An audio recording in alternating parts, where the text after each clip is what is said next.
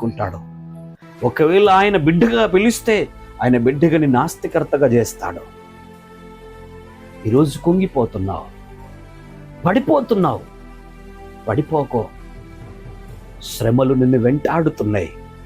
ఆ శ్రమల నుండి విడుదల పొందాలంటే షడ్రక్ మేషక్ అబేద్నెగో వలె ధైర్యంగా ఉండవు. కాలిపోవు నువ్వు.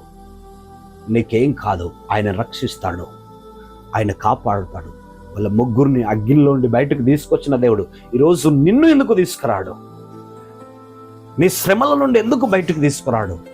తీసుకొస్తాడో. జాగ్రత్తగా విను. ఈరోజు నీ జీవితాన్ని మారబోతున్నదే. ఆలోచించు. దేవుడు ఈరోజు నిన్నే ఎందుకు పిలుస్తున్నాడో, నిన్ను రమ్మంటున్నాడో.